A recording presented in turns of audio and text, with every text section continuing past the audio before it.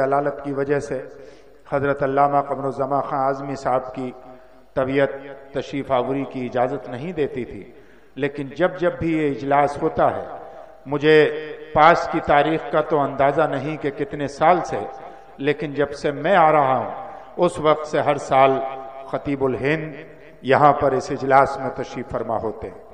शायद मेरी याददाश्त में ये पहला मौका है कि आज हज़रत ख़तीबुल हिंद ने ये रिक्वेस्ट अपने से पेशरो गुफ्तगू करने वाले ख़तीब से की कि अगर आप मेरी तबीयत की नासाजी की वजह से मैं कुछ देर बोल के चला जाना चाहता हूँ और आपसे पहले खिताब कर लूँ, वरना हमेशा आखिरी खिताब हज़रत ख़तीबुल हिंद का होता है, जबकि उनसे पहले अल्लामा क़मरुज़्ज़मा ख़ान आज़मी साहब गुफ्तगू करते हैं। हजरात, जो हमारे बड़े हैं, जो हमारे बुज़ुर्ग हैं, जो हमारे लिए अमानत हैं, ख़तीबुल हिंद एक सिर्फ ख़तीब का नाम नहीं बल्कि अपने आप में एक ऐसी तहरीक का नाम है जो तहरीक हमेशा आपके दिलों पे दस्तक देती रहती है।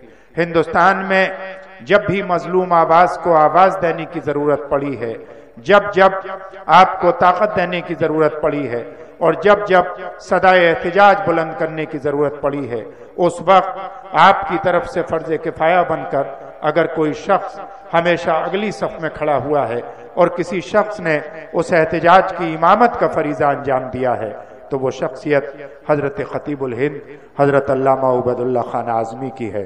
चूँकि उनकी लंबा सफ़र भी फरमा के आप तशरीफ़ लाए हैं और आपकी तबीयत भी कुछ थोड़ी सी नासाज है, इसलिए हम बड़े अदब और एहतराम के साथ हज़रत से गुजारिश करते हैं कि हज़रत जो भी गुफ्तगू फरमाना चाहें और जितनी देर नवाजना चाहें इतनी देर नवाजें, इसलिए कि आपके तजर्बात और आपकी ज़बान से आपके तजर्बात की रोशनी में और आपके मुशाहिदात की रोशनी में निकलने वाला हर लफ्ज़ तारीख़ बनता है। किसी ने शायद आप ही के तसव्वुर में कहा था कि मेरी आवाज़ को महफूज रखना, इसे लम्हे नहीं सदियाँ सुनेंगी। आइए जिंदा दिली के साथ अपनी मिल्लत और जमात की समानत का जिंदा दिली के साथ और पूरी बेदारी का सबूत देते हुए नाराए तकबीर और रिसालत से इस्तकबाल करें। नाराए तकबीर, नाराए रिसालत, उलमाए अहले सुन्नत, उम्महातुल मोमिनीन कॉन्फ्रेंस, हजरत अल्लामा उबैदुल्लाह ख़ान आज़मी ख़तीबुल हिंद, नाराए तकबीर, नाराए रिसालत।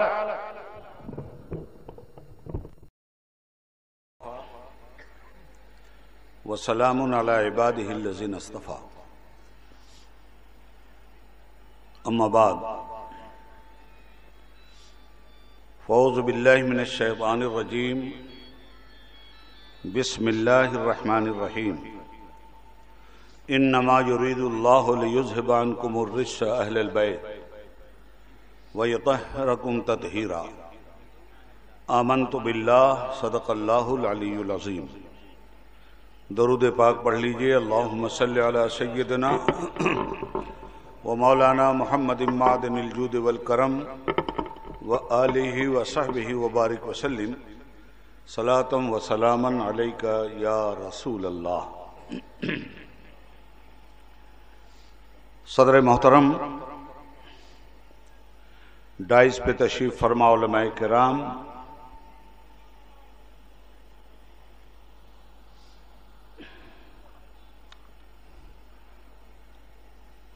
सरजमीन करनेलगंज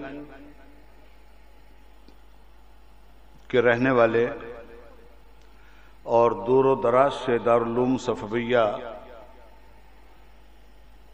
के इस अज़ीमुश्शान इजलास में तशरीफ़ लाने वाले बुज़ुर्गों, हम उम्र साथियों, अजीज़ नौजवानों, पर्दा नशीन माओ और बहनों,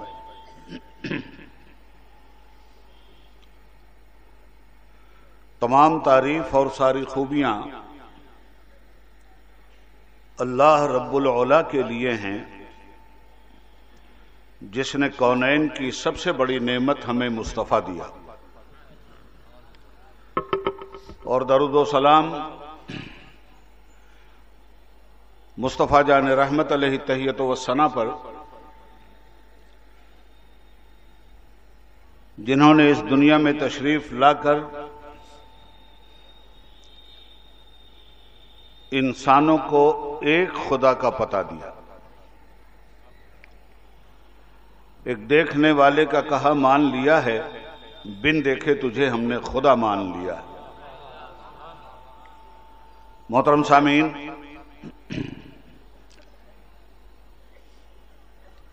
आज के इस अज़ीमुश्शान इजलास में जो कोरोना जैसी वबा के बाद पहली मर्तबा बर्पा हुआ है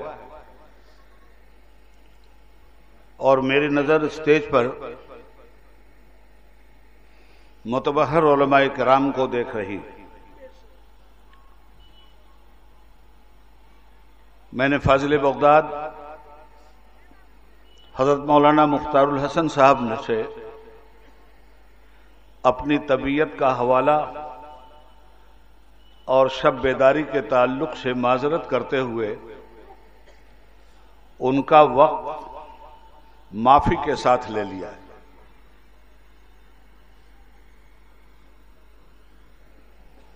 अलसबाह मुझे भी अहमदाबाद गुजरात के लिए रवाना होना है, इसलिए फज्र की नमाज से पहले थोड़ा सा वक्त भी अगर सोने को मिल जाए तो शायद रात का फर्ज किफाया अदा हो जाए। बगैर किसी तमहीद के आपकी खिदमत में अर्ज करूं कि गालिबन 3 या 4 साल के बाद यह इजलास हो रहा है।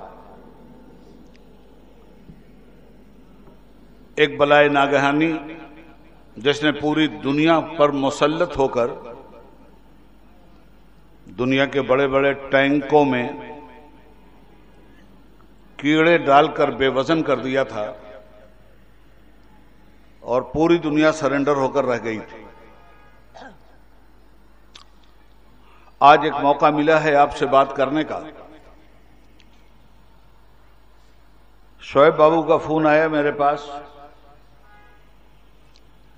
कि इस जलसे के लिए किसी उन्वान को मुंतखब कर दीजिए।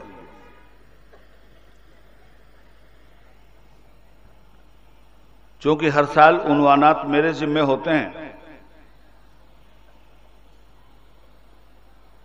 तो मैंने कहा कि अहले बैत का एक पार्ट तो हम लोग मुकम्मल कर चुके, अब अहले बैत मुस्तफ़ा का दूसरा पार्ट हमको मुकम्मल करना चाहिए।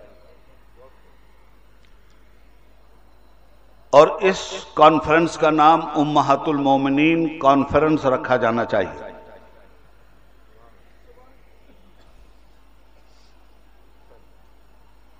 चुनांचा आज उम्महातुल मोमिनीन कॉन्फ्रेंस के नाम से यह कॉन्फ्रेंस हो रही है। मेरे पेशरो नात खां उम्महातुल मोमिनीन की शान में जबरदस्त खराज अकीदत पेश कर रहे थे, मगर हमारी मिल्लत जो गौसुल आजम से तो आशना है, उनकी मां से अब तक आशना ना हो सकी, सुल्तानुल हिंद से तो आशना है मगर उनकी मां से आशना ना हो सकी। नतीजे में एक बहुत बड़ी नेमत उज़्मा से लाताल्लुकी और ना आशनाई की बुनियाद पर आप हमारे शायर को दाद देने से भी महरूम रहे।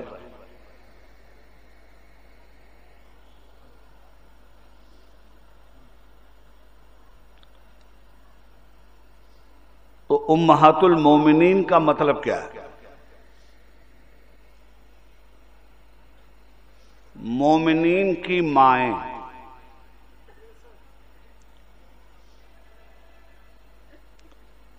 और मोमिनीन की माएं कौन हैं?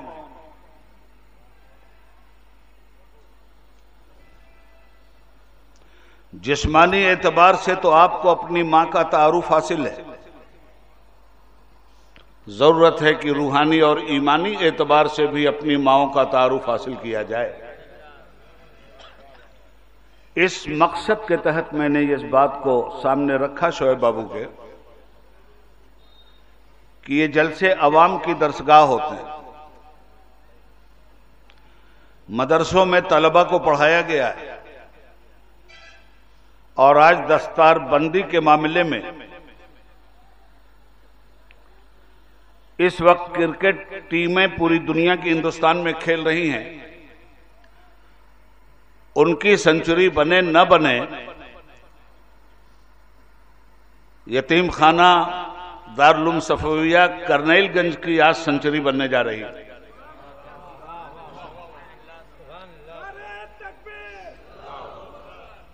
एक 100 से ज्यादा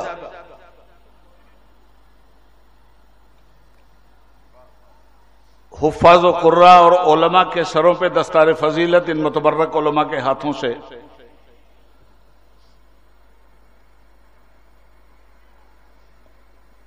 दी जाएगी। और हम लोगों की गुफ्तगू के फौरन बाद यह सिलसिला कंटिन्यू सुबह तक चलेगा।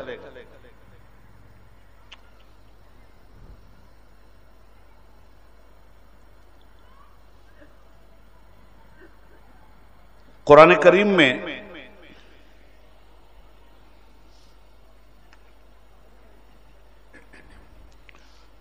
नबी अकरम जनाब मोहम्मदुर रसूलुल्लाह सल्लल्लाहु अलैहि वसल्लम की अज़वाज मुतहरा पे तफसीली आयतें आईं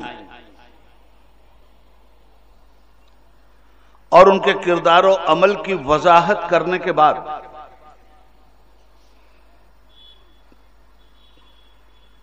कुरान ने उनकी हैसियत पे रोशनी डाली।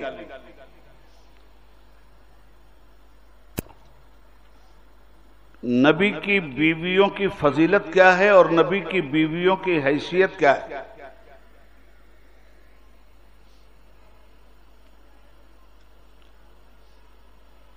नबी की बीवियां अहले बैत हैं और उन्हीं के सिलसिले में यह आयत भी उतरी है, इन्नमा युरीदुल्लाहु लियुज़हिबा अन्कुमुर रिज्स अहलल बैति व युतहिरकुम तत्हीरा। आप मुझसे सवाल कर सकते हैं कि आज तक तो इस आयत को हमने पंजतने पाक के हवाले से सुना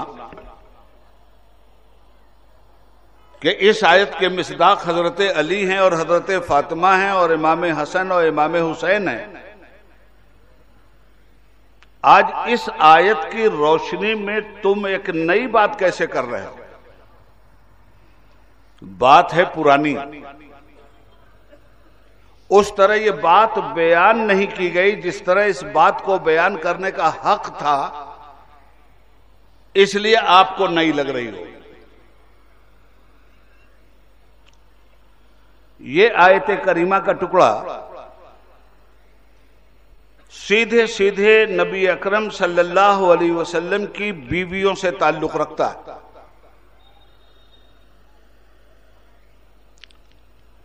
अब जब दुनिया को यह मालूम हो गया कि ये अहले बैत हैं और अल्लाह ताला ने इरादा फरमा लिया है कि नबी के अहले बैत को खूब खूब हर निजासत से पाक और मुतहर कर दे, तो दुनिया ने अहले बैत नबूवत उम्महातुल मोमिनीन की कदर व मंजिलत को अपने ईमान का एक जुज़ समझा और सहाबा ने खुद अहले बैते मुस्तफ़ा ने, जो दूसरा पार्ट है, उम्महातुल मोमिनीन के दर्जे की अजमत और फजीलत को हमेशा अपने सर का ताज बनाए रखा। जब ये आम तौर पे आयत गर्दिश करने लगी कि नबी अकरम सल्लल्लाहु अलैहि वसल्लम की बीवियों के बारे में आयत करीमा का टुकड़ा आया कि अल्लाह चाहता है कि नबी की बीवियों को खूब खूब पाक और मुतहर कर दे,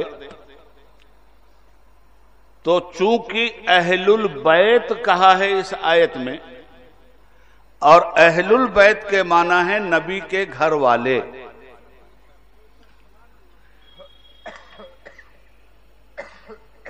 मगर बात अगर इस आयत करीमा की तफसीर की ना आती तो अहले बैत का वो हिस्सा जो आज खारजियों के निशाने पे रहता है, खारजियत को पंजतन पाक के मामले में अपने खारिश ज़दा बदन को खुजलाने का ज्यादा मौका मिल जाता। इसलिए सरवर कौनैन सल्लल्लाहु अलैहि वसल्लम ने खुद इस आयत करीमा की तफसीर दूसरे हवाले से कर दी।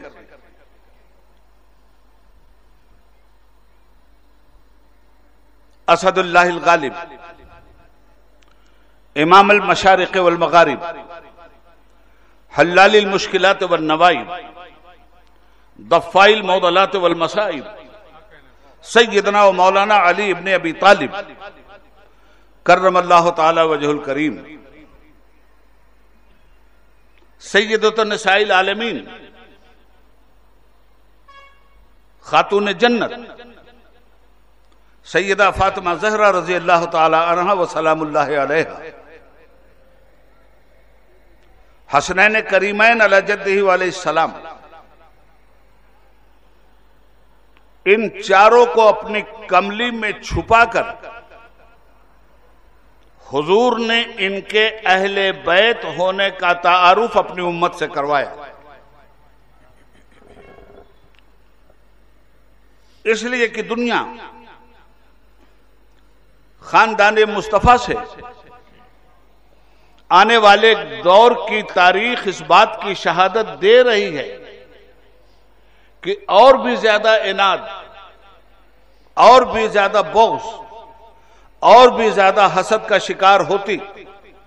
इस बोझो इनाद के दरिया पर बंद बांधा है मुस्तफा ने अपनी कमली में अपने नवासों और अपने दामाद और बेटी को लेकर, ये फरमाते हुए अल्लाहुम्मा हाउला अहले बैती, ए मेरे रब ये है मेरे अहले बैत।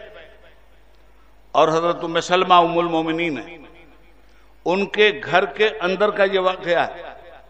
और वो कहते हैं या रसूल अल्लाह मैं भी आ जाऊं कमली में? तो सरकार फरमाते हैं उम्मे सलमा तुम खैर पे हो, उम्मे सलमा तुम्हारे बारे में किसे शक हो सकता है? शक तो मेरे इन शहजादों पे इस दुनिया में कुछ बदबख्त लोग होंगे जो करेंगे, इसलिए मैं उनकी बदबख्ती पे अपनी हक्कानियत का थप्पड़ अपने इन बच्चों को अपनी गोद में लेकर अहले बैत करार दे करके मार रहा हूं, ताकि कोई जुबान इनके बारे में न खोल सके कि इस आयत की मिसदाक तो सिर्फ उम्महातुल मोमिनीन है। ये इमाम हसन किधर से आ गए, इमाम हुसैन किधर से आ गए, सैयदा फातिमा किधर से आ गई, हजरत अली किधर से आ गए। इस पे कदगन खुद मुस्तफा ने लगाई। और फिर इतने ही पे हुजूर ने बस नहीं किया, मजीद इनके अहले बैत होने की अजमत को रसूल पाक इस तरह उजागर करते रहे कि जब से कमली में लेके इन्हें अहले बैत करार दिया, उसके बाद एक ही दरवाजा था जो मस्जिद नबवी में खुलता था, वो सैयदा फातिमा का दरवाजा था। और सैयदा फातिमा का दरवाजा उस जन्नत में क्यों ना खुलता है? इसलिए कि जन्नत की मालिकिन तो वही है।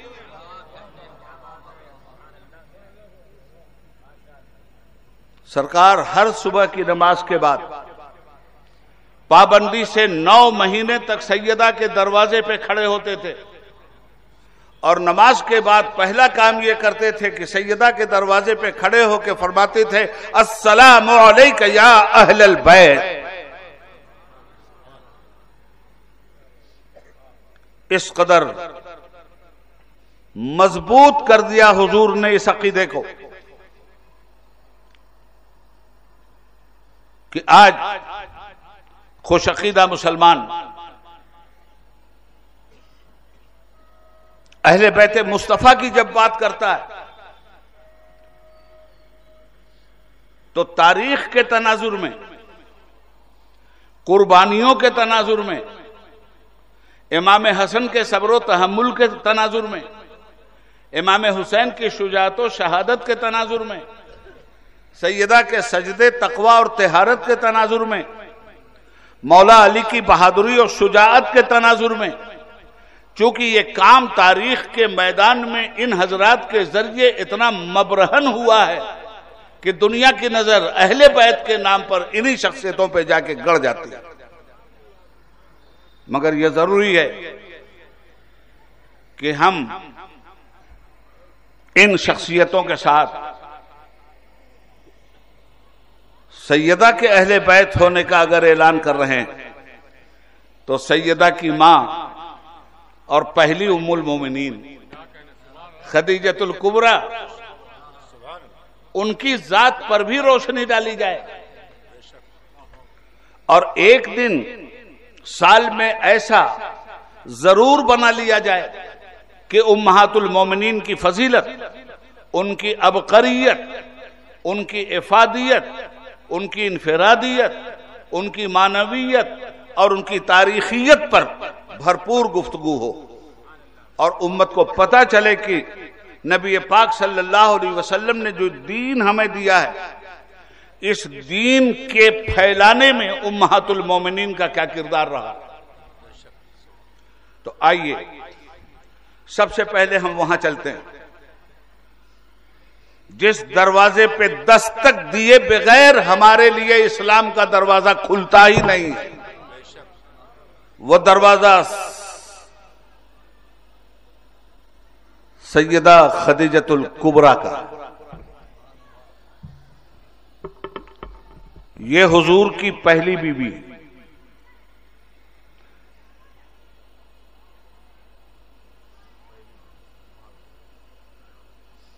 पच्चीस साल की उम्र है मुस्तफा की और 40 साल की उम्र है उम्मुल मोमिनीन खदीजतुल कुबरा की।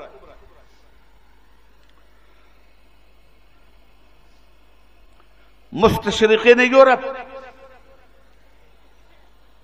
एक बड़ा ही दिलो दिमाग में हैजान बर्पा कर देने वाला सवाल उम्मत मुस्लिमा से हमेशा करते आए हैं कि ये तुम्हारे नबी को इतनी बीवियों की जरूरत क्यों थी। और हुजूर की शादियों से मुतल्लिक उनके बुग़्ज़ो इनात की किताबें उनकी लाइब्रेरियों की जीनत बनी हुई। इतनी बीवियों की जरूरत क्यों थी? तो सबसे पहली बात यह ज़हन में रखिए कि लक़द काना लकुम फी रसूलिल्लाहि उस्वतुन हसना। ए मुसलमानों, तुम्हारे नबी का अमल तुम्हारे लिए बेहतरीन नमूना है।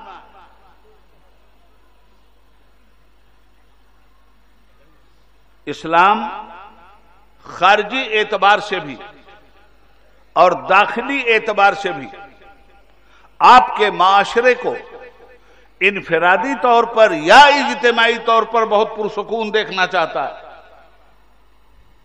और उस सुकून के लिए अगर खानगी जिंदगी में बरहंगी पैदा हो गई, खानगी जिंदगी में इंतशार पैदा हो गया, दाखिली जिंदगी में हैजानी कैफियत पैदा हो गई, तो खारजी सतह पर आप अपने मतलूब की मतलब बरारी का काम करने से महरूम हो जाएंगे। बात जरा बड़ी ऊंची है और अच्छी तरह से समझने की कोशिश कीजिएगा। एक फौजी जिसकी ड्यूटी बॉर्डर पे है, जिसकी ड्यूटी मुल्क की हिफाजत के लिए है, जिसके हाथों में दुश्मन से लड़ने की गारंटी है, बंदूक और तोप की शक्ल में, अगर वो घरेलू तौर पर उलझन का शिकार हो तो ना अपने मुल्क की हिफाजत कर पाएगा ना अपनी मिल्लत की। तो ये तो एक मुल्क का मामला है जिसको कायनात का सिपह सालार बना के खड़ा किया गया हो इंसानियत की सरहद पर, जिसको तारीख की जंगगाह में पैदा किया गया हो, जिसको बातिल के मुकाबले में हक की बुनियाद रखने के लिए पैदा किया गया हो।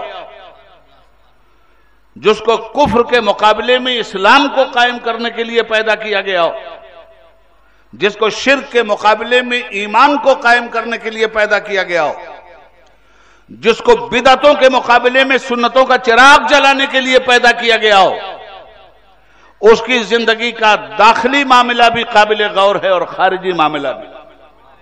उसकी जिंदगी का इनफरादी मसला भी काबिल गौर है और इज्तिमाई मसला भी। अब इस तनाजुर में आप कायनात के उस शहनशाह और सिपह सालार को देखिए जो इंसानियत की हिफाजत के लिए सरहद तौहीद पे खड़े होकर ईमान के मुसल्लमात को बचाने का प्रोग्राम बनाए हुए। उसी जात का नाम है मुहम्मदुर रसूलुल्लाह सल्लल्लाहु अलैहि वसल्लम।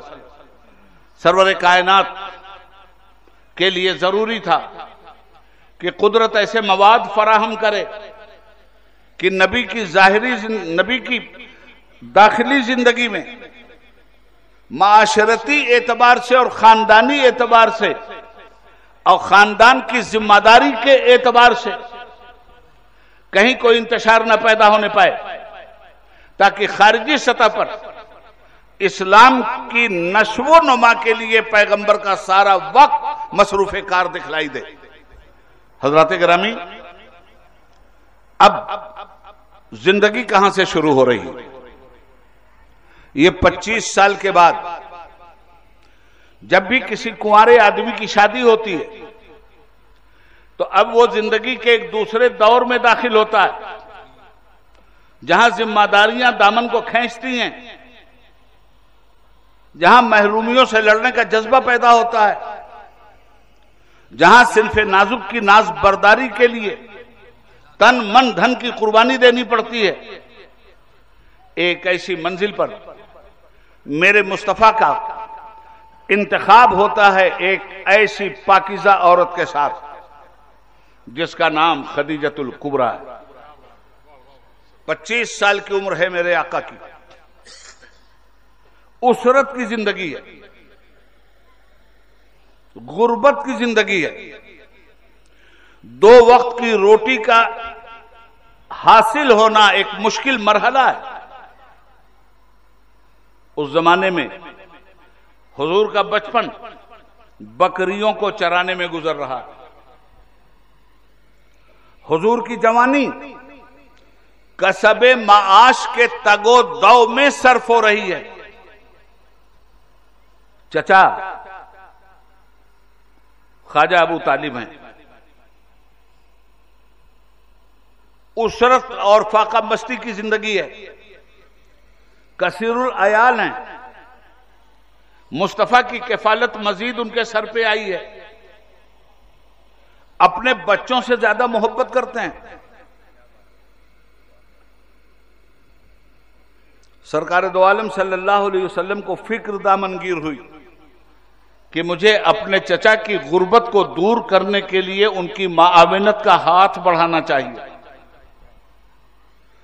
हुजूर की रग़बत तिजारत की तरफ हुई। सुनो, ये तुम्हारे नबी की कहानी है और हुजूर की सादिकुल वादुल अमीन होने की हैसियत को मक्का ने खुद मुतारिफ करवाया। 25 साल की जिंदगी में कैरेक्टर इतना शानदार कि मक्का वाले अदब व एहतराम के साथ नाम न लेकर उनके अलकाबो औसाफ के नाम से याद करते थे।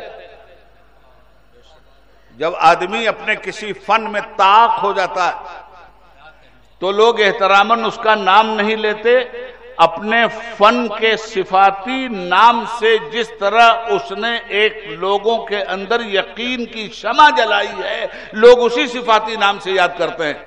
आज कोई मौलाना अब्दुल अजीज कह के हाफिजे मिल्लत को नहीं पुकारता, हाफिजे मिल्लत कह के पुकारता। क्यों? इसलिए कि मिल्लत की हिफाजत के लिए हाफिजे मिल्लत ने वो नुमाया काम किया कि अपनी जात को खुद फरामोशी का पैकर बना दिया। तो अपने को तो खुद फरामोश उन्होंने कर लिया, मगर कौम इतनी नमक हराम नहीं थी कि हाफिजे मिल्लत को फरामोश करती। आज भी ये कौम हाफिजे मिल्लत का अदबन एहतरामन नाम नहीं लेती, उनके लक़ब हाफिजे मिल्लत के उनको याद करती। ऐसे ही मुफ्ती आजम, ऐसे ही आला हजरत, ऐसे ही बड़ी शख्सियत नाम न लीजिए और शख्सियत सामने आ जाए। ये औसाफ में ढल जाने का वो कमाल है। यही कमाल मेरे मुस्तफ़ा सल्लल्लाहु अलैहि वसल्लम के खैरात के सदक़े में लोगों में आया है। ऐसी अमानत, ऐसे अमीन, ऐसे सच्चे कि पूरा मक्का अभी नबूवत खिफा के पर्दे में है, रिसालत का ऐलानो इजहार नहीं हुआ है, और पूरे मक्के पे अपने किरदार और अमर की ऐसी धाक बिठा दिया है कि मक्का अदब व एहतराम की मंजिल में मोहम्मद कह के नहीं पुकारता, अमीन कह के पुकारता है, सादिक कह के पुकारता है। हजरत खदीजतुल कुबरा को जब हुजूर के औसाफ का पता चला तो ये मक्का की मलके तुज्जार थी, बहुत बड़ी ताजिर, और तिजारत वरासत में मिली थी। बाप भी मक्का के सरदार थे अपने कबीले के, मां भी निहायती दौलतमंद, चचा और पूरा घराना दौलत के समुंदर में डूबा हुआ, शौहर की भी वही पोजीशन। ऐन आलम जवानी में हजरत खदीजा के शौहर का भी इंतकाल हो जाता है और वालिद का भी। अब अपने रिश्तेदारों के जरिए अपना कारोबार तिजारत उन्होंने चलाना शुरू किया। फिर दूसरी शादी की, दूसरी शादी के बाद दूसरे शौहर का भी इंतकाल हो गया। अब ये रिश्तेदार थे, ये वफादार गुलाम थे जो आपका तिजारत का माल मक्का से लेकर मुल्क शाम तक, मक्का से लेकर यमन तक, मक्का से लेकर रूम तक और मक्का से लेकर मिस्र तक जाया करते थे। तिजारत में बेपनाह नफा होता था हजरत खदीजा को।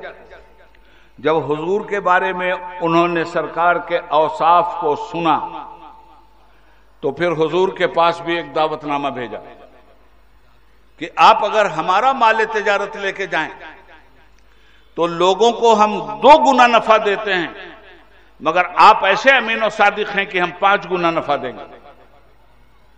मेरे आका ने अपने रफीक चचा, शफीक चचा, जान से ज्यादा प्यारे चचा, जिनके इंतकाल के बाद ही रसूल पाक ने उस साल का नाम ही आमुल हुज़्न रख दिया, गम का साल, और इसलिए गम का साल रखा कि वो रफीक हयात भी चल बसी जिसका नाम खदीजतुल कुबरा था, और इस्लाम का मुहाफिज वो अबू तालिब भी चला गया जो हर कदम पर इस्लाम का मुहाफिज बनकर पैगंबर इस्लाम के साथ खड़ा रहा। मैं डंके की चोट पे कहता हूं कि जितना बड़ा एहसान हम मुसलमानों पर हजरत अबू तालिब का है, उतना बड़ा एहसान और भी कहीं दूर दूर तक नजर नहीं आता। नबूवत को पाला है गोद में, रसूल को खिलाया है गोद में। शाबे अबी तालिब में मुस्तफा की हिफाजत किस तरह की है। 3 साल का बॉयकॉट, ये जो एनआरसी आपका आया था, ये जो CAA आया था आपका, अलग एक कैंप में ले जाके आपको रखना, यही एनआरसी मक्का वालों ने रसूलुल्लाह पे लगाई थी, यही CAA रसूलुल्लाह पे लगा था। पूरा खानदाने बनु हाशिम कैद कर लिया गया। पहाड़ के दर्रे में 3 साल तक की ये सोबतें उठाई हैं मेरे आका ने, 3 साल। उस दर्रे में कौन था? यही अबू तालिब थे। जंग अबू तालिब से लोगों की नहीं थी, लोगों की जंग तो इस्लाम से थी, लोगों की जंग तो पैगंबर इस्लाम से थी। तो अबू तालिब सिर्फ भतीजे की हिफाजत नहीं कर रहे थे, वो वक्त के पैगंबर के मुहाफिज भी थे, वक्त के रसालत के मुहाफिज भी बनके खड़े हुए थे। इस सच्चाई से इनकार करना एहसान फरामोशी है। हजरत गिरामी, आलम यह था हुजूर से मोहब्बत का कि रात में कोई रसूलुल्लाह को तकलीफ न पहुंचा दे तो एक जगह हुजूर का बिस्तर उस घाटी में वो लगाते थे और हुजूर को सबके सामने सुला देते थे। फिर थोड़ी देर के बाद जब लोग सोते थे तो हुजूर का बिस्तर बदल देते थे और यहां लाके अपने बेटे को सलाह देते थे, कभी अली को सलाह देते थे और कभी अकील को सलाह देते थे कि अगर हमला भी हो तो लोग मोहम्मद समझ के हमला करें, मगर ये हमला मेरे भतीजे पे ना होने पाए, मेरा बच्चा महफूज रहे, मेरा मोहम्मद महफूज रहे। ये तारीख है। तो अपने चचा से हुजूर ने मशवरा किया कि चचा, खदीजा मलके तुज्जार की तरफ से उनकी तिजारत का सामान ले जाने और उजरत देने का पैगाम आया है। जनाब अबू तालिब ने फरमाया कि कोई मुज़ायका नहीं, अब यह सफर हुजूर का शुरू होता है। माल तिजारत हजरत खदीजतुल कुबरा का लेकर अल्लाह ने बेपनाह बरकत दी, खूब इस तिजारत में इजाफा हुआ। उधर हजरत खदीजा के पास मक्का के सरदारों का पैगाम निकाह आता रहा और आप सबके पैगाम निकाह को सरफे नजर करती रही। हुजूर की तिजारत के इस अमल से मुतासिर होकर जनाब खदीजा ने अपनी सहेली को भेजकर रसूलुल्लाह को पैगाम निकाह भेजा। अब पोजीशन क्या है? अभी ना नबूवत का ऐलान है ना रसालत का ऐलान है। 25 साल की उम्र हुजूर की है और 40 साल की उम्र खदीजतुल कुबरा की है। एक शौहर से बेवा नहीं है, दो शौहर से बेवा है। हजरत अबू तालिब तैयार हो गए, निकाह की तारीख तय हुई। अब मैं यहां थोड़ा सा आपका वक्त लूंगा, जरा दूसरे ज़ाविये से।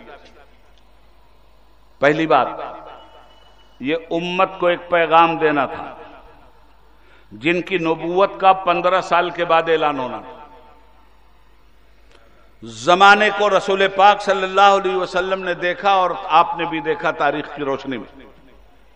बेवा औरतों की कोई कदर व कीमत थी? खुद हमारे यहां क्या हुआ है, 22 साल की लड़की की आज हुई शादी, कल शौहर मर गया, हो गई बर्बादी, पति की चिता पर जलाकर सती कर दी गई। ये थी एक बेवा औरत की कहानी हमारे मुल्क में, जिसका नाम हिंदी जुबान में सती प्रथा है।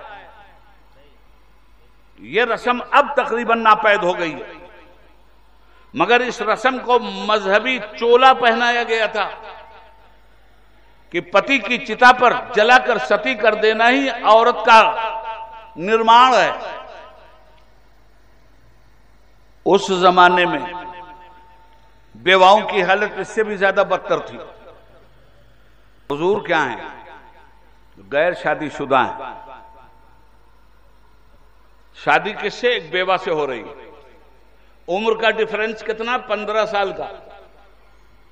15 साल उम्र में कम है हुजूर की, 15 साल ज्यादा उम्र है जनाब खदीजा की। यहां से पैगाम मिल रहा है कि लोग जब शादी ब्याह करते हैं, लड़की भी अच्छी है, लड़का भी अच्छा है, उम्र में 2-3 साल का भी अगर फर्क है और लड़की बड़ी है तो रिश्ते से महरूम हो जाती है।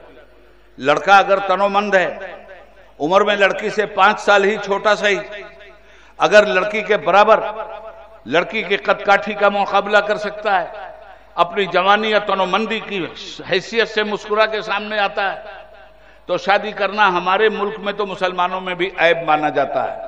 मगर मुसलमानों, इस ऐब का खात्मा 1500 बरस पहले मेरे मुस्तफा ने कर दिया था। 15 साल कम उम्र है रसूलुल्लाह की और 40 साल की उम्र है जनाब खदीजतुल कुबरा की। अल्लाह के नबी ने हमें यह सुन्नत दे दिया कि ऐ मुसलमानों, छोटी बड़ी उम्र मत देखना, औरतों से निबाह करने वाला अज़्म पैदा करना, हौसला पैदा करना। अगर तुमने एक बेवा से शादी कर लिया तो मेरी सुन्नतों का चिराग जला रहे हो तुम। अपने से ज्यादा बड़ी औरत से शादी कर लिया तो मेरी सुन्नतों का चिराग जला रहे हो तुम। मेरे हजरात, कैसे थे मेरे आका? कोई जवाब हो तो मैं बयान भी करूं। लम याते नजीरो कफी नजरिन मिसले तू नशुद पैदा जाना, जगराज को ताज तोरे सरसो है, तुझको शहे दो सरा जाना है। लक बदरुन फिल वजहिल अजमल खत हाले महजुल फबरे अजल तोरे चंदन चंद्र परु कुंडल रहमत की भरन बरसा जाना। कौन सी बात करें?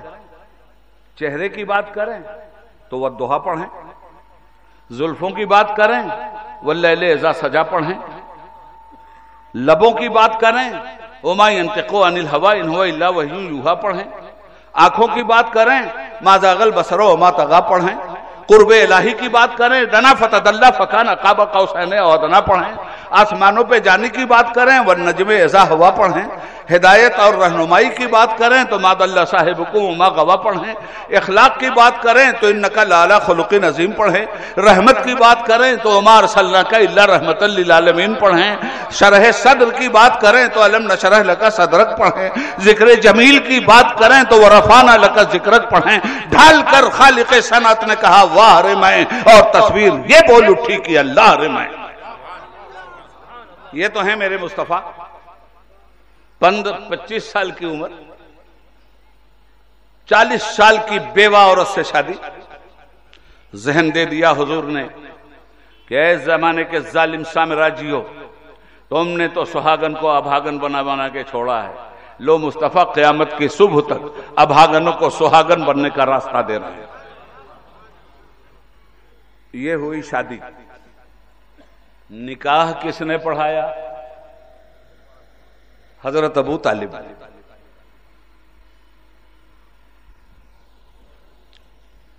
15 साल का अरसा बगैर एलान नबूवत का अपनी इस पहली रफीक़े हयात के साथ सरकार ने गुजारा। 35 साल की उम्र जब हुजूर की हुई तो हुजूर को इस समाज की बदउनवानी बेइंतहा सताने लगी। जब जुल्म हो रहा था तो उस जुल्म के खिलाफ तिर्याक रसूलुल्लाह तलाश कर रहे थे। जब बुराइयां शबाब पे थी तो बुराइयों को भलाइयों में तब्दील करने की दवा रसूलुल्लाह तलाश कर रहे थे। और जब मक्का की धरती पर वो दवा तलाश किया नहीं मिली, मक्का के लोगों से कहा हकीम हो तबीब हो तो बताओ, कोई नहीं बोला। तो फिर मक्का के पहाड़ों के अंदर गए, कहा है पहाड़ियों तुम बोलो, अरे रेत और रेगजार के जर्रो तुम बोलो। और 35 साल की उम्र से लेकर 40 साल की उम्र तक जाकर यही दवा तलाश करते रहे। 40 साल की जब उम्र आई तो वो फरिश्ता आया जो महबते रूहानियत है, जो वही इलाही का मुहाफिज है। और फिर आपने उलमा से सुना कि इक़रा बिस्मि रब्बिकल लज़ी नाजिल हुई। 5 आयतें लेकर हुजूर पहाड़ से नीचे आ गया। उस पहाड़ का नाम क्या है? जबलुन नूर। उस पहाड़ की खोह जिसको गार कहते हैं, उस गार का नाम क्या है? गारे हिरा। सबने बयान करते हैं। तो मुजीब साहब, ये हिरा क्या है? जनाबे वाला, किस चीज की तलाश थी? अकीदे की हिफाजत की तलाश, आमाले सालिहा की तलाश, ईमान बिल्लाह की तलाश, शिर्क से बचने की तलाश, कुफ्र का कला कमा करने की तलाश, बिदअतों के गला काटने की तलाश, अंधेरों को उजालों में तब्दील करने की तलाश, मिनज़ ज़ुलुमाति इलन नूर, अंधेरे से नूर की तरफ लाने की तलाश। कुरान नाजिल हुआ, घर आए और आने के बाद हजरत खदीजा से कहा, खदीजा मुझे चादर ओढ़ा दो। कांप रहे थे, लरज रहे थे। जब थोड़ी देर के बाद सुकून हुआ, ये उलमा बयान करते हैं, सुना होगा आपने मगर ये सुनाना चाहिए आपको। सुकून हुआ तो कहा, खदीजा मैंने ऐसा ऐसा देखा और ऐसे ऐसे आने वाला आया और ये आयतें लेके आया। मुझे इतना डर लग रहा है कि मुझे अपनी जान की हलाकत का खतरा लग रहा है। अब सुनिए, ये पहली खातून हैं, ये उम्मुल मोमिनीन हैं, जिनकी उम्महातुल मोमिनीन कॉन्फ्रेंस आप कर रहे हो। ये फर्स्ट हैं, पहली औरत हैं जिन्होंने कहा, या रसूल अल्लाह आप परेशान ना हो, आप और हलाक हो जाएं, हलाक होने वालों को तो बचाना आपका सेवा है, बीमारों को शिफा देने वाले आप तबीबे हाजिक हैं, बेआसराओं का आप आसरा हैं, यतीमों का मलजाओ मावा हैं, दूसरों के दुख दर्द का सहारा हैं। आपके जरिए तो हलाक होने वाले जिंदगी पाते हैं। खुदा की कसम, जिसके कब्जे कुदरत में खदीजा की जान है, खदीजा का रब आपको कभी हलाक नहीं करेगा। अब यहीं रुकिए। लक़द कान लकुम फी रसूलिल्लाहि उस्वतुन हसना पढ़ते हैं। हुजूर के अमल में तुम्हारे लिए बेहतरीन नमूना है। ये खानगी अमल है ना, ये अज़दवाजी अमल है ना। बीवी से ज्यादा शौहर की कमी कौन नहीं जानता? कौन जानता है जी? कितने बड़े भी पारसा हो हजरत, कितना भी जुब्बा कुब्बा पहन के आवे हजरत, हजरत की घर में जो फन फजरत बैठी हैं वो अच्छी तरह हिसाब किताब ले लेती हैं। एक बुजुर्ग थे, बीवी बड़ी टेढ़ी थी। अब वो कहीं सीधी ना हो, और ये थे साहब करामत बुजुर्ग। तो एक दिन उन्होंने सोचा यार ये ऐसे नहीं मानेगी, अब जरा अपनी करामत दिखाता हूं। तो ये बड़ा सा आंगन था, बैठी हुई थी मोहतरमा। वो बाहर निकल के गए और जाके उड़ने लगे और चक्कर अपने ही घर के सेहन पे लगाने लगे। इनकी जो नजर उठी, देखा कि एक आदमी फजा में मेरे आंगन के ऊपर चक्कर लगा रहा है। तो बोले हाँ ये है अल्लाह का वली। आते हैं मियां तो बताती हूं इनको, बड़े भारी पारसा बनते हैं। ये भाई शौहर आए घर में, तो बोले कि सुनो जी, जाके हाथ पैर चुमवाते रहते हो, हमने जानते हैं तुम्हारी हैसियत। आज हमने देखा है वली। कहा कहां देखा? अरे कहा मेरे घर के ऊपर खुदा की कसम मैंने अपनी आंख से देखा, उड़ रहा था। कहा वली मान लिया उसको? कहा हाँ। कहा यार मैं ही तो था। कहा तुम थे, इसीलिए टेढ़े टेढ़े उड़ रहे थे। हो गई बात।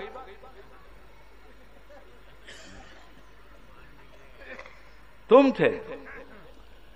अब मुझे आप बताओ कि क्या रसूलुल्लाह के कैरेक्टर की जमानत उनकी बीवी दे रही है? उनसे ज्यादा कौन रसूलुल्लाह का कैरेक्टर जानता? उनसे ज्यादा खलवतों का अमीन कौन होता? उनसे ज्यादा औसाफे मुस्तफा और किसके सामने आते? आपको रब हलाक नहीं करेगा मेरे मुस्तफा। आप गरीबों के मददगार हैं, यतीमों के सहारा हैं, भूखों को खाना खिलाते हैं। सरकार दो आलम सल्लल्लाहु अलैहि वसल्लम को लेकर अपने चचाजाद भाई वर्का बिन नौफिल के पास गई और कहा भाई ऐसा ऐसा इन्होंने देखा, ये बता रहे हैं। वो तौरेत के आलिम थे। कहने लगे ये तो वही नामूस है जो जनाब मूसा पे उतरा था।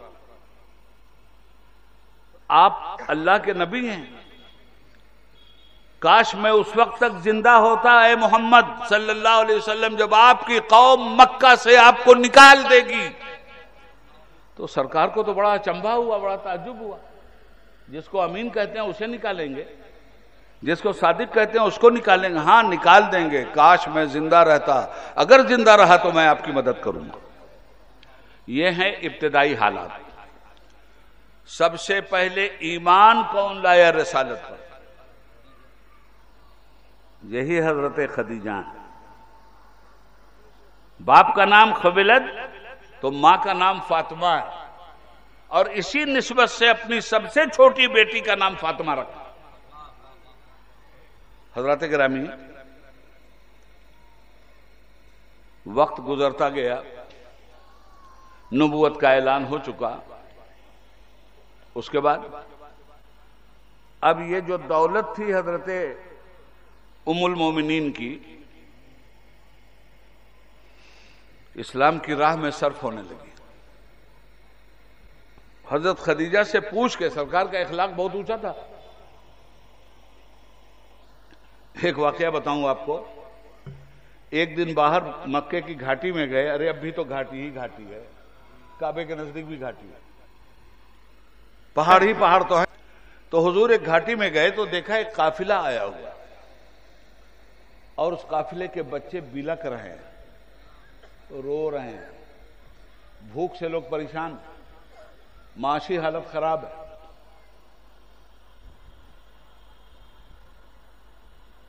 आज गजा के बच्चे भी हमारे रो रहे हैं। आज हमारी माओ की इफ्फत और आबरू के खून हो रहे हैं, और ये दुनिया के मुस्लिम नमक हराम बादशाह, इन नमक हरामों की नमक हरामियां इनके लिए जहन्नम का दरवाजा सीधे खोल रही हैं। इसलिए कि कुरान करीम ने फरमाया कि जब मजलूमीन पर जुल्म और सितम की इंतहा होती है तो पुकारते हैं मुझे, ऐ अल्लाह भेज दे हमारे मददगारों को, ऐ अल्लाह ये जुल्म और सितम हम पर कब तक होगा, ऐ अल्लाह जुल्म और सितम का पंजा तोड़ने वालों को भेज। आज दुनिया में 1 अरब से ज्यादा जुल्म और सितम का पंजा तोड़ने वाली, कलमा पढ़ने वाली ये कौम दिखलाई दे रही है, मगर सऊदी अरब के टैंकों में कीड़े पड़ गए हैं। ईरान के अलावा कोई बोलने के लिए तैयार नहीं है, हिजबुल्लाह के अलावा कोई लड़ने के लिए तैयार नहीं है, और मोच पे ताव दे दे करके जन्नत हमारे बाप की है, लड़ाई लड़ी जा रही है। सलाम उन गाजियों को जो आज भी क़िबले अव्वल की हिफाजत के लिए शहादत का जाम नोश कर रहे हैं। अल्लाह से गिड़गिड़ा गिड़गिड़ा के दुआएं करो उनकी फतहियाबी के लिए। जो हाल कल करबला में किया गया था वो हाल आज गजा में हो रहा है। जो हाल कल शाबे अबी तालिब में हुआ था उन हालात से आज मिल्लत वहां गुजर रही है। यहां नल्ली नहारी में लोग मस्त हैं, एक चीज भी छोड़ने के लिए तैयार नहीं है। कोका कोला बीला पिए हुए रोटी हजम नहीं होती, पेप्सी पिए हुए बगैर खाना हजम नहीं होता। ये जितने इस्राएली प्रोडक्ट हैं हराम कर लो अपने ऊपर, इनके खाने का बाइकाट करो, इनके पीने वाली चीजों का बाइकाट करो, इनके कपड़ों का बाइकाट करो, इनके नमक का बाइकाट करो। आप जाकर के बर्गर खा रहे हैं और बर्गर वाला इस्राएल की जालिम फौजों के लिए बर्गर की सप्लाई करता हुआ दिखाई दे रहा है। ये सारे पैसे उनके डिफेंस पे जा रहे हैं। उम्मत की ये तबाही जिस बेदर्दी के साथ हो रही है और जिस बेशर्मी के साथ इसका मुजाहरा हो रहा है, सिवा ईरान के किसी के पास गैरत का 40वां हिस्सा बतौर खैरात और ज़कात भी मौजूद नहीं है। लानत है ऐसे लोगों पर।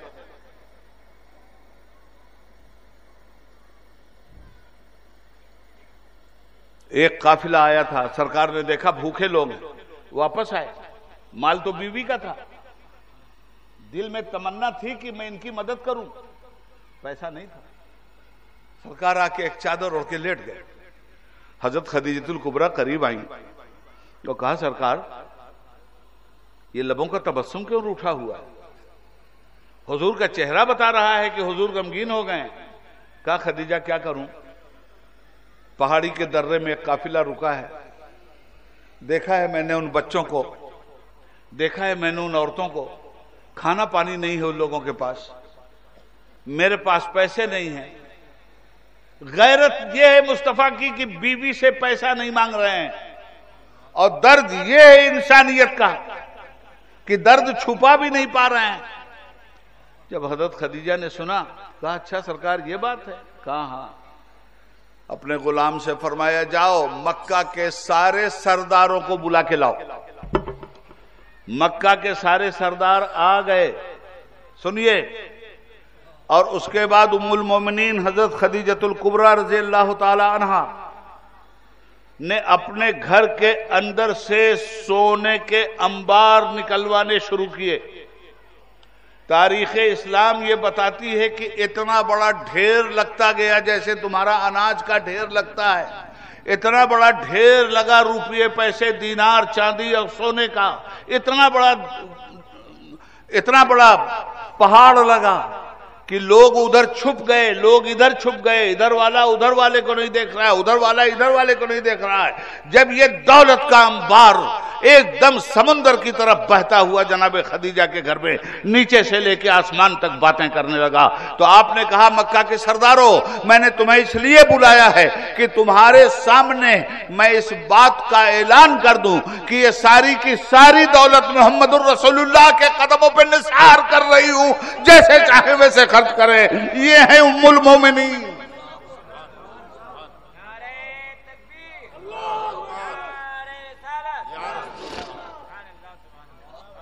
ये उम्मुल मोमिनीन है।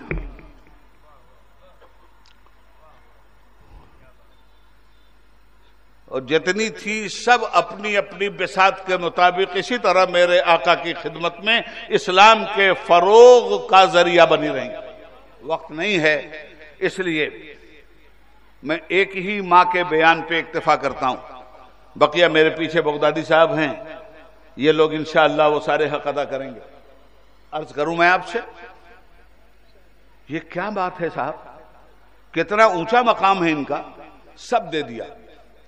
और पूरी जिंदगी ये साहब अबी तालिब की कैदी जब बने लोग, तो सैयदा भी थी, खदीजतुल कुबरा भी थी, नाजो नयम वाली शहजादी पत्ते खा करके साहब अबी तालिब में 3 साल गुजार रही, मुसीबतें उठा उठा के गुजार रही। इन माओं का तस्करा नहीं होना चाहिए, इनके बारे में आपको नहीं पता होना चाहिए, इनके बारे में आपकी कोई नॉलेज नहीं होनी चाहिए। यह है इनका मामला और यह है इनका हाल।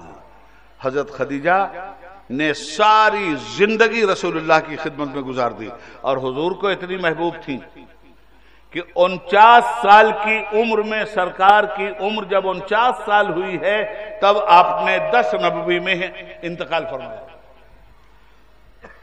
नबूवत के 10वें साल हजरत अबू तालिब का भी उसी साल इंतकाल हो गया और हजरत खदीजा का भी।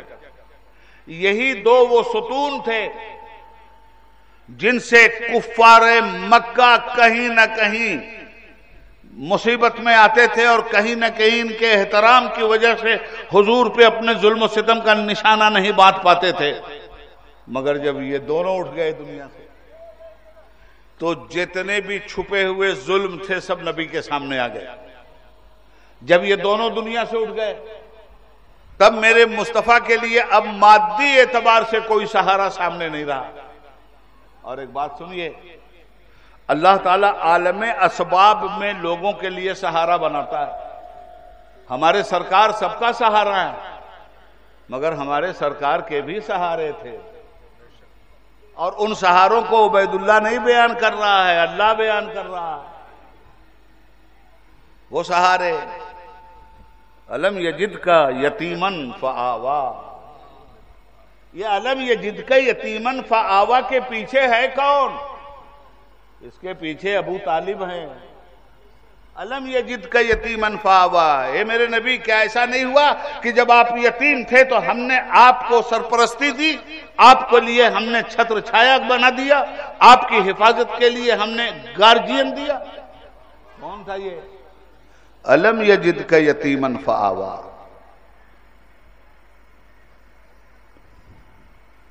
आप जब गैर गनी थे तो हमने आपको गनी बना दिया। जब आपके पास दौलत नहीं थी तो आपके पीछे दौलत का अंबार लगा दिया, और दौलत के अंबार के पीछे जन्नत की वो मलका खड़ी थी जिसका नाम खदीजतुल कुबरा था। मेरे आका ने फरमाया,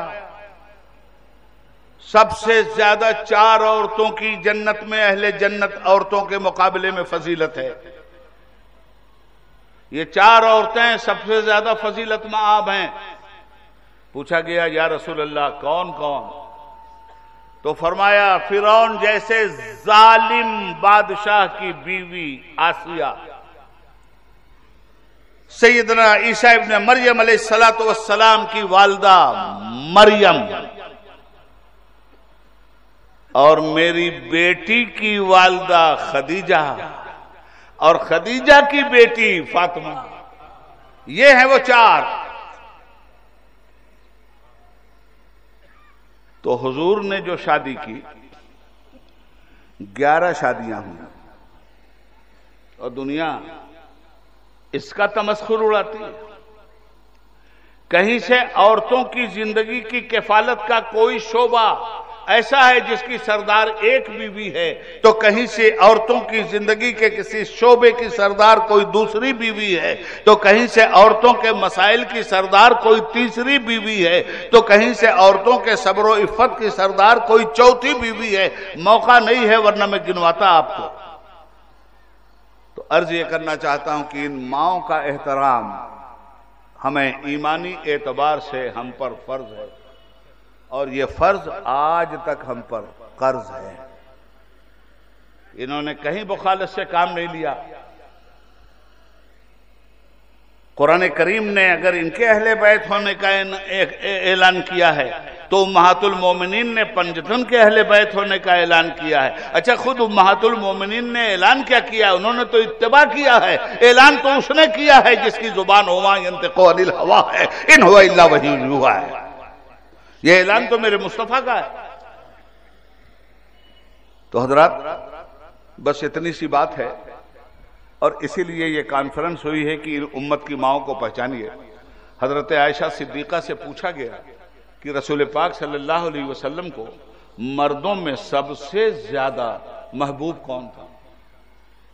तो उन्होंने कहा हजरत अली थे।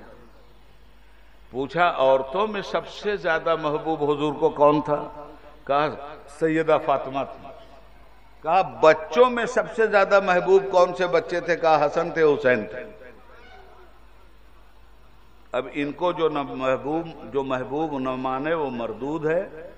मरदूद होने से बचने के लिए जरूरी है कि इनकी महबूबियत पे ईमान लाया जाए।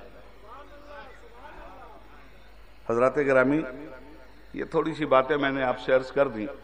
अब मैं अपने फाजिल मुकर्रीन का भी वक्त नहीं लेना चाहता और काम भी बहुत ज़्यादा है। इंशाअल्लाह फिर कभी अल्लाह ने चाहा तो आपसे बात होगी। अल्लाह ताला अज़वाज मुतहरात के अमल को हमारी ख़ास तौर पे बहनें सुन रही होंगी, अपनाने की तौफीक हमें अता फरमाए। ये लोग बड़े बांटने वाले लोग थे। एक वाक़या और बयान करके बात ख़त्म कर देता हूँ। एक दिन सारी बीवियाँ इकट्ठा थीं, तो हुजूर ने फरमाया कि तुम लोगों में से सबसे पहले मेरे पास कौन आएगा इंतकाल के वक्त? तो देखती रही लोग। तो सरकार ने फरमाया जिसका सबसे लंबा हाथ होगा वो सबसे पहले मेरे पास आएगा। अब जब ये फरमाया तो हर बीवी आपस में एक दूसरे से हाथ नाप रही, किसका हाथ लंबा है, किसका हाथ लंबा है। बात कोई नहीं समझा। ये इस हाथ के लंबा होने की बात नहीं थी, ये सखावत के हाथ के लंबा होने की बात थी। ये गरीबों पे दौलत बांटने वाले हाथ के लंबा होने की बात थी, और वो थी हजरत ज़ैनब जहश रज़ी अल्लाह ताला अन्हा। गरज ये कि हुजूर की जिस बीवी का भी तज़किरा आप पढ़ेंगे आपको ईमान की रोशनी मिलेगी, आपको इताअत की रोशनी मिलेगी, आपको हक अदा करने की रोशनी मिलेगी, आपको इखलाक की रोशनी मिलेगी, आपको हुब्बे नबवी की रोशनी मिलेगी। अल्लाह ताला हमें इन माओं पे कुर्बान होने की तौफीक अता फरमाए, और परवरदिगार अहले बैत मुस्तफ़ा से हमें सच्ची मोहब्बत रखने की तौफीक अता फरमाए। और जब अहले बैत मुस्तफ़ा की बात मैं करूं तो ये सारी बीवियां उसमें शामिल हैं और ये पंजतन पाक उसमें शामिल हैं। इस अकीदे को अपने जहन में ज़रूर रखिएगा। ये कुरान की ज़ुबान है। अस्सलामु अलैकुम व रहमतुल्लाह। नात, क़िरात और तकरीर की ऑडियो और वीडियो के लिए हमारे YouTube चैनल खानकाह मशहूदिया को ज़रूर सब्सक्राइब करें।